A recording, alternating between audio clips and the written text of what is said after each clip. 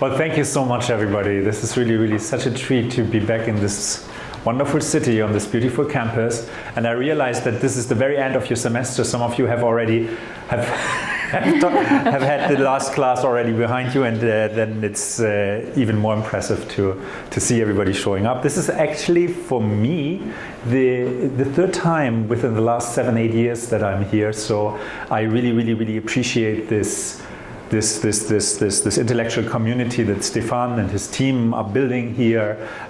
For me, it's always wonderful to be here. It's incredibly inspiring to hear your feedback vis-a-vis my ideas. And today it's about a project that Eva Dessein and I have been jointly working on for the last couple of years, and it has become more and more relevant only the last couple of months. So that is basically our spiel here, and we will ping pong back and forth with the presentation. So to confuse you a little bit, you have to stay on your foot to make sure that you follow the person who happens to be talking. Am I taking over? And now you're taking over. Okay, so today we will discuss ideas on the impact of 3 distinct technologies on educational practices. As a historical case study, we will reflect about the transformational impact of the pocket calculator on math education in the 1970s and 1980s. Here we'll discuss the notion of disruption and offer reflections on why the pocket calculator did not disrupt and replace math education. We will then draw a parallel to Google Translate, its impact on the ways humans communicate across language, and productive future roles of machine translation in language education. After offering reflections that relate to the affordances, limitations, and risks of designing language learning environments that promote the use of machine translation technologies, we will conclude with some thoughts on the emerging transformation of writing pedagogy and humanities education in response to generative AI services such as ChatGPT. Okay, let's start with part 1, and we will talk really about this kind of disruption of the pocket calculator in the 1970s and 80s. But before that, we want to talk a little bit about this term disruption that's often associated to technology. So already before the release of ChatGPT in November 2022, there has been a great hype in Silicon Valley, on Wall Street, and in academic circles and in the popular imagination about recent advances in artificial intelligence technologies. In this context, the adjective disruptive is frequently used to describe innovations. As we talk today about potentially transformative technologies, we would like to first define the concept of disruption. We will then turn to the pocket calculator to illustrate responses of an educational field that was fundamentally challenged by new technology. We will also argue that this pocket calculator did not disrupt math education, and we will use that in order to then discuss Google Translate and ChatGPT. The term disruptive innovation was coined in the 1990s by the American economist Clayton Christensen. He used the word disruptive to describe innovations that create a new value system and replace an existing market leader. Although today the term is often used to describe digital technologies, Christensen declared that very few technologies are intrinsically disruptive. Therefore, he preferred using the adjective disruptive to describe business models that were merely enabled by new technologies. He declared that markets are disrupted not due to novel invention, but if an existing service is simplified and thus made affordable to a larger population. In other words, a disruptive market shift occurs with the introduction of a simpler, more convenient, and often low-quality product. This downgrading process enables the disruptor to appeal to a larger market segment and therefore to overthrow established industries. good example for people in the room who are my age or older, VHS and Betamax. Yeah? Before the video VHS system took over, there was a competitive system called Betamax. It was better, but it was more expensive. Yeah. So and there you have the example of a technology that was actually inferior, but due to cheaper production and a lot of marketing, it became then the standard of home video systems in the United States and around the world. So when the pocket calculator entered American households in the late 70s, the technology itself was far from novel. The underlying principles had been developed in the 40s. Semiconductor technology allowed engineers to shrink the clunky supercomputers into pocket-sized devices. Additionally, through mass production in low-wage countries, the electronic pocket calculator became affordable for the middle class in the United States. By 1975, a simple 4-function electronic calculator could be found in 11% of American households. In response to these technological and commercial developments, math educators faced a dilemma that is not unlike the dilemma that language educators face with Google Translate today. Should they teach their students to use the technology, or should they serve learners better by banning it? The initial reaction among math educators was to prohibit the use of pocket calculators. They feared that students would be unable to learn basic math skills. However, some educators showed that children could use calculators in meaningful ways without compromising their development of basic math skills. Instruction shifted towards problem solving and the development of mathematical thinking through human-machine collaboration. However, systemic change regarding the status of the pocket calculator occurred only incrementally.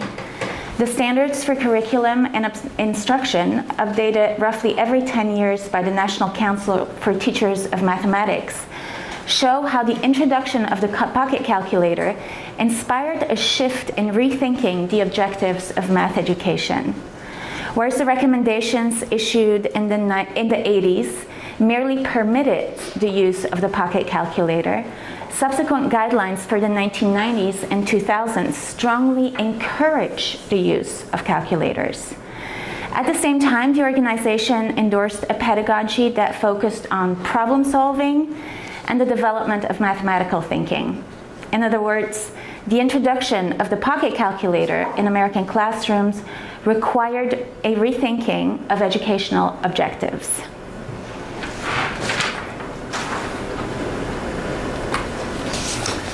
Before turning to the second part on Google Translate, we'd like to summarize our main points so far.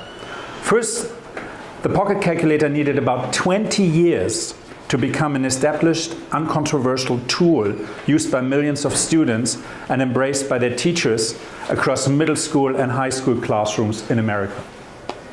20 years, yeah? So it's a long time span. This gradual and intentional implementation of the pocket calculator into the educational system coincided with a rethinking of educational objectives that moved the focus from basic math skills to teaching children to solve problems through a combination of mathematical thinking and human-machine collaboration. So a new set of educational objectives only enabled this process. And then the third point is that this process was intentionally guided by the profession. As a result of the thoughtful absorption of the pocket calculator into the existing learning environment, the technology did not disrupt math education. So the existing paradigm, traditional math, pen and paper, just with your head, yeah, was not replaced, but it was augmented by the pocket calculator. Okay, let us move now forward to Google Translate. As mentioned, disruptive innovations offer access to a new tool for a large group of people and replaces an old tool that was previously only accessible to a limited number of individuals. This new tool is often simpler, cheaper, more convenient, and lower quality compared to the old paradigm. So before prematurely declaring Google Translate as a technology that is disrupting language education, we would like to first turn our attention to the old tool or the old paradigm. Second language proficiency that enables individuals and societies to engage across languages. Proficiency provides access to cultural products, to cultural practices and perspectives that are rendered in different languages. Building this capacity is resource intensive, as you all know, for societies, but also for individuals, very time consuming, tedious sometimes for some students, and even perhaps frustrating as an undertaking. Yeah? It requires a lot of years of individual dedication, as well as a wonderfully funded educational environment, like at this university, to succeed. According to a 2017 report by the American Academy of Arts and Science, Americans by and large regard second language proficiency as a valuable asset. However, only 20% of Americans self-report that they speak more than one language. And only a fraction of these individuals report that they've acquired language skills as a result of formal study. The significant individual and societal resources required to acquire functional language proficiency creates a market situation that inspires the development of a disruptive innovation, a new tool that has the potential to challenge this conventional paradigm. This new tool must be affordable and accessible to a large number of consumers. But it does not necessarily, be disruptive, it has to be available to a number of consumers, but it does not necessarily have to offer a solution that is superior or even equal to the old paradigm. Let's look at Google Translate. Let's see if that's something that we could look at through the lens of disruption. As you all know, Google Translate leads the market in free consumer online translation platforms. We talk about Google Translate because that's what our students use. You all know about other services like DeepL, etc. We use this as a shorthand for what students can find on the internet in order to translate texts. This technology is the result of long-term efforts in the areas of computational linguistics and artificial intelligence research. We lack the time and, frankly, the technical background to go through all these advances that occurred over the last 70 years or so in great detail. However, we will argue that two events in the last decade created a leap both in terms of semantic and morphosyntactic accuracy and convenience. These advances allowed machine translation systems to transform and potentially disrupt the way how humans communicate across languages. These two developments are, on the one hand, an alliance between artificial intelligence research and big data research that created this very, very high level of accuracy that we see in Google Translate now that we didn't see 7, 8 years ago, or certainly not 15 years ago.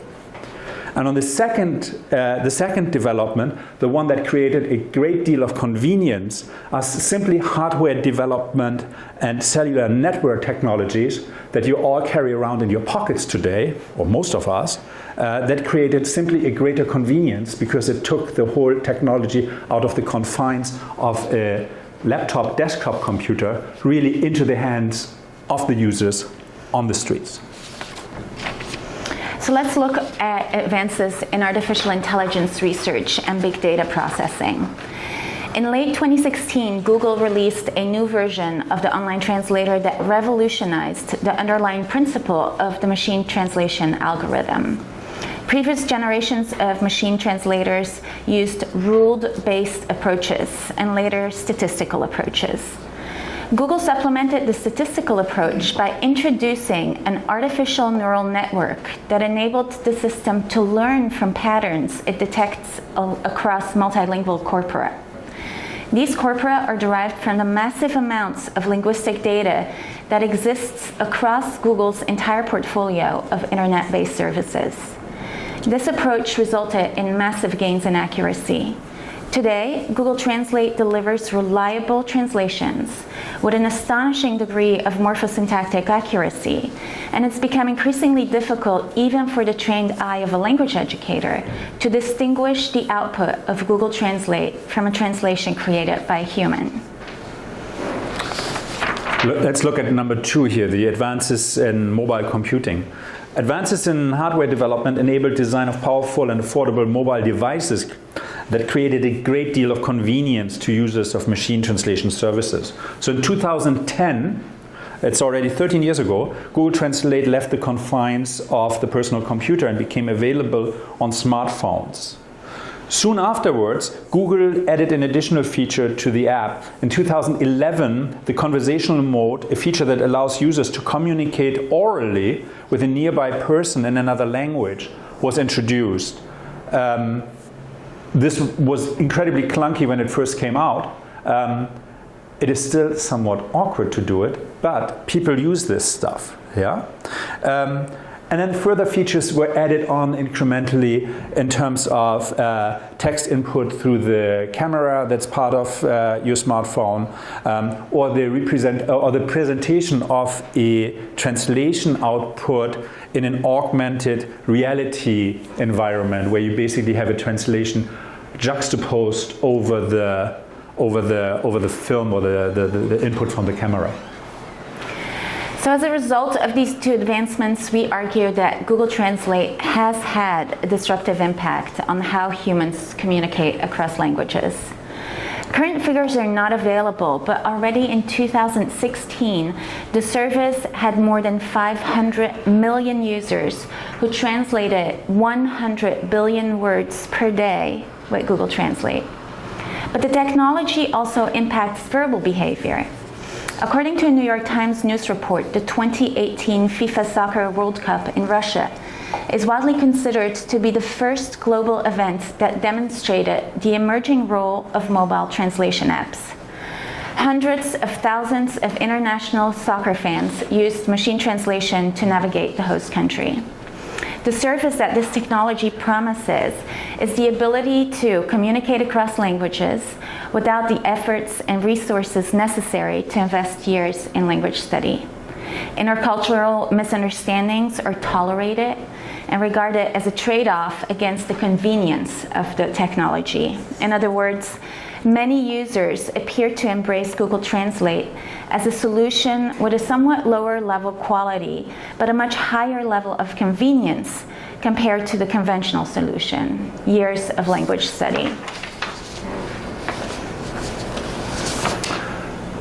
Besides transforming actual linguistic behavior, we also believe that Google Translate triggers attitudinal changes among learners, but also among members of the society and even decision makers.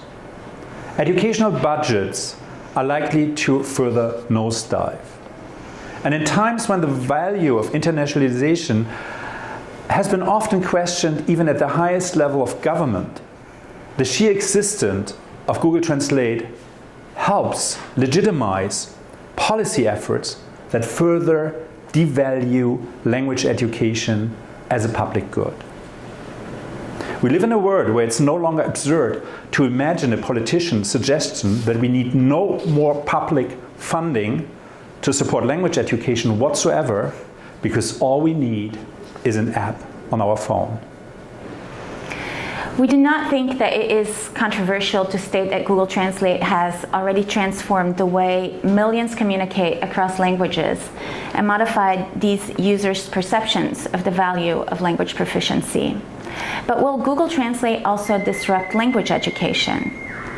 In contrast to the National Council for Teachers of Mathematics, neither ACTFL nor the MLA have issued guidelines regarding the use of Google Translate in language education to their members. This silence, however, does not mean that language students in America do not use Google Translate, nor that teachers don't struggle with finding appropriate pedagogical responses to this challenge. We don't have the time to provide a careful review of existing research on machine translation in the classroom. We can, however, guide you to a special issue of the L2 journal that came out on this topic. Important scholars emerging in the field are Kimberly Vanell and Emily Helmich at Berkeley, and Takako Aikawa, who is at MIT. There is a growing acknowledgement and evidence regarding the positive contribution of machine translation in language education, but there remains a lack of research that considers the challenges of online translators at a systemic level. And this gap results in the absence of recommendations of organizations such as ACTFL or MLA. Let's do the next slide. Sorry. Sorry. Okay, let's turn a little bit towards the future now. Bill Gates once said that we tend to overestimate the pace of technological development that will occur within the next year, but we often underestimate what's possible in terms of innovation within the next decade. This aphorism is guiding our reflection regarding the future. Thus, many of the ideas outlined in this last part of the paper may not be yet highly relevant in our classrooms today. However, we strongly believe that the profession and we all must now engage in a robust and open debate on the future of our field in an age of artificial intelligence. Technology is already transforming the way humans communicate across languages. If we miss the opportunity to discuss the situation today and what it means for our classrooms, we risk being overrun by the technology. So inspired by the developments in mathematics education in the past century, we propose that language educators should consider gradually lifting the prohibition of machine translators. However, the integration of online translators into the learning environment must happen intentionally and strategically.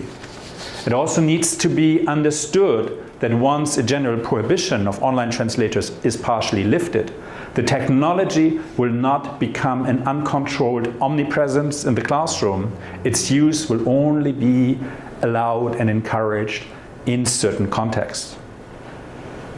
To guide such a systemic and intentional process, professional organizations must formulate new learning outcomes that are associated with a machine translation enhanced classroom. So in the following, we will offer suggestions how such learning objectives could be formalized.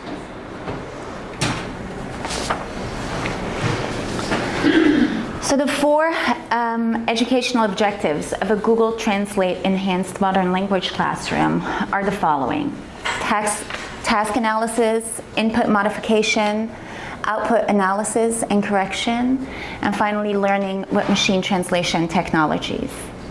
Let's look at task analysis. Students need to develop the tools required to distinguish between tasks that would benefit from the use of Google Translate and those tasks where the technology would not help with the completion of the task.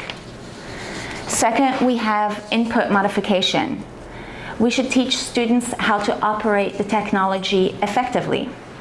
Teaching should focus on developing specific strategies that optimize student input into the translation engine, which then allows for increased accuracy in the input, or output rather, produced by Google Translate.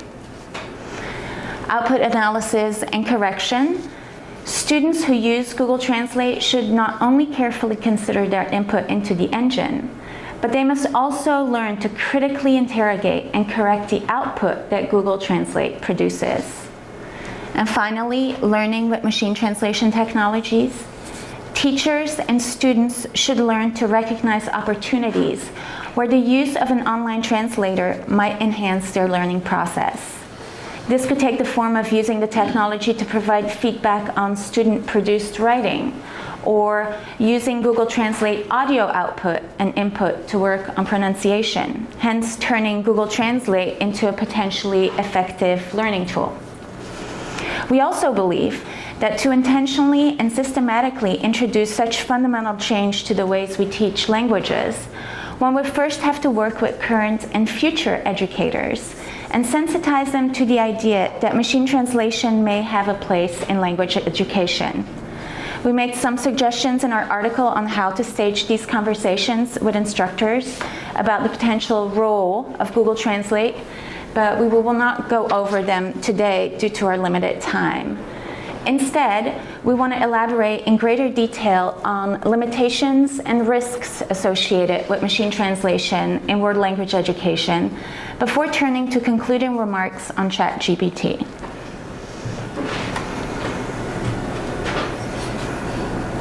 Once you have a hammer, every problem tends to look like a nail.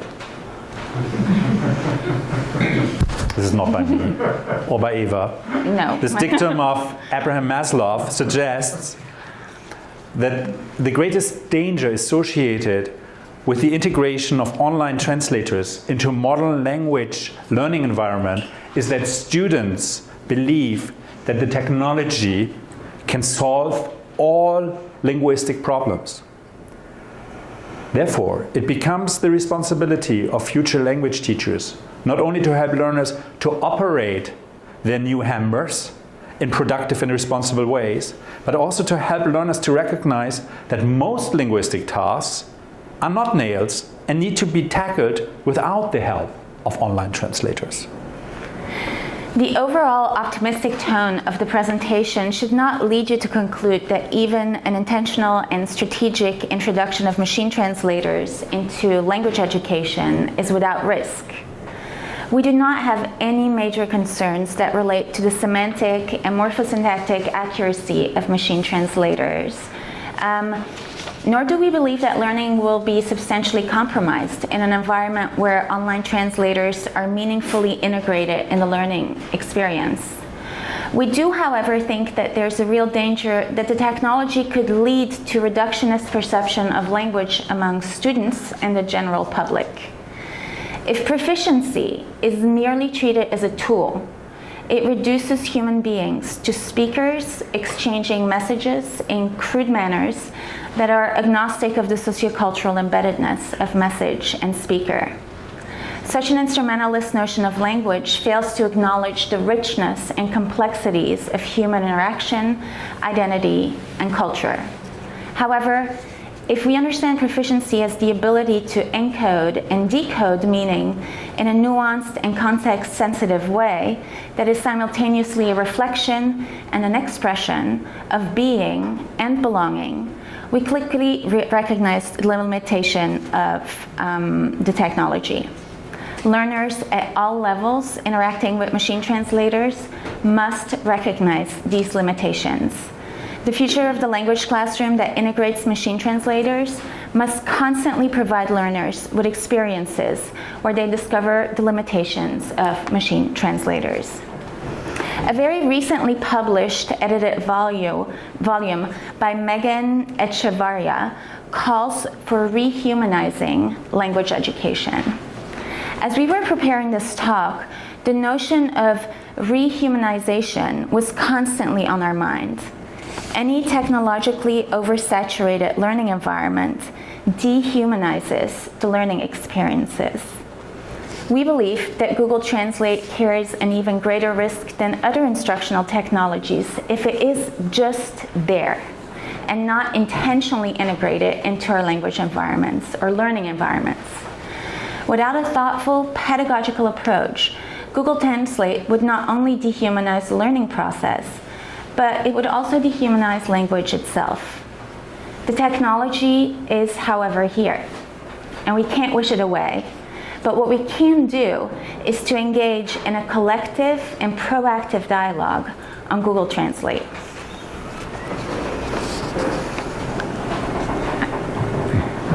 You think so? Next. Oh, yeah, no, of course. Sorry. Okay, let's come to the real conclusion and finally address the elephant that entered the room on November 30th with the release of ChatGPT. And when we talk about ChatGPT, again, it's like generic shorthand for GPT, but what about GPT-4, etc., etc. Yeah, but that's just that is the shorthand for the conversation that started about 5 months ago.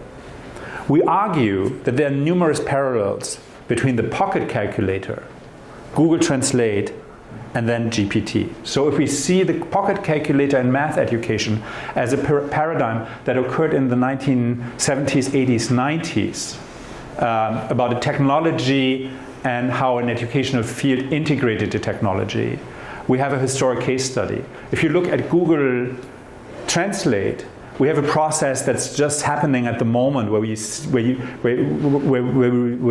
identified similar patterns in terms of how the technology is perceived by educators. And we believe that a lot of these patterns will also play out or are already playing out in the ways ChatGPT or other generative AI technologies and services are being discussed. So what follows are 7 points that represent our preliminary and emerging thoughts on ChatGPT in language education, but also in writing pedagogy and the humanities at large. So as we've already seen, the technology is rapidly developing. There are some massive shortcomings, but many of these, maybe not all, will disappear soon. In other words, ChatGPT and GPT-4 are not the endpoints of a development, but rather the beginning. ChatGPT and related technologies will transform the way people work beyond textual production, or what we used to call writing. Software developers enter prompts instead of coding line by line. Accountants will enter prompts instead of creating cell-by-cell, spreadsheet by spreadsheet, complex budgeting tools. Artists will draft grant application explaining the impact of their visual work using AI. Texts produced by chatbots are already omnipresent on the internet and have been for a while. Much of what we read today in blogs, product reviews, etc. is already copy that has been optimized by algorithms, so it can be located more easily by search engines, a process called SEO, search engine optimization. More and more of these texts are and will be produced by computers that are increasingly supervised by human operators. Like so many aspects of intellectual work, writing is increasingly relying on effective human-machine interaction. However, let's not forget that this has been a very, very, very, very long trend that has begun centuries before ChatGPT. Pens and papers, printing presses, typewriters, word processors, spell checkers, autocomplete technologies. These are all things that have made literacy more accessible and thus contributed to the democratization of reading and writing. ChatGPT and its cousins is merely the latest iteration of this procession. And one day, perhaps not in the too distant future, we will discuss a real quantum leap, or what we could consider a real quantum leap. And we will think back to this time and our conversations about ChatGPT with the same nonchalance that we now use when we discuss spell checking. Yeah? So educators routinely respond with a mix of arrogance, skepticism, and fear to new technologies. In fact, writing itself was perceived as a threat by parts of the intellectual establishment in ancient Greece. Socrates, who was most likely illiterate himself, famously rejected the notion of reading and writing in a dialogue recorded by Plato in writing, quite ironically. Socrates faulted writing for weakening the necessity and power of memory, and for allowing the pretense of understanding rather than true understanding.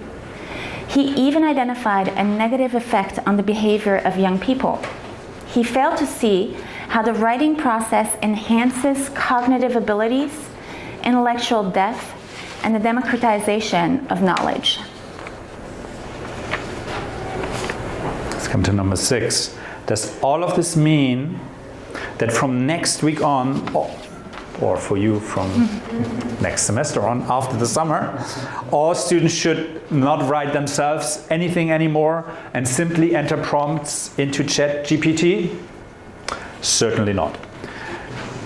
But we have to develop strategies to integrate the technology into the classroom without compromising writing development by teaching young people to effectively engage in human-machine collaboration. We need to teach young people, this sounds maybe provocative, how to effectively use the technology through techniques associated to the emerging field of prompt engineering. And we also have a responsibility to teach young people the ability to understand the limitations of computer-generated texts. We have to teach them to identify stylistic features and differences that distinguish computer-generated text from human-generated text. And of course, we have to continue to teach them to question the factual accuracy of both machine and human-generated text. Fostering a critical awareness for authorship will have to become an important objective for future generations of humanities teachers. And we cannot achieve these goals if we simply ban the technology or ignore the existence of ChatGPT. Lastly, perhaps we must even welcome the arrival of ChatGPT. The technology is really not such a threat to us. One could even say quite in the contrary. ChatGPT will have a very productive effect on our classrooms because its presence motivates us to further shift our teaching from product-oriented writing pedagogies towards process-oriented writing pedagogies. Those of us who truly teach the students how to write, who take time to provide effective, individualized feedback on both content and mechanics, those of us who give detailed instructions for writing assignments with clearly articulated specifications and rubrics. Those teachers who truly teach writing as a process and who use the best practices that our colleagues in writing programs have promoted for at least the past 25 years. Those educators should not feel threatened at all by the technology. On the other hand, those who simply give prompts and grade papers may be threatened. Thank you.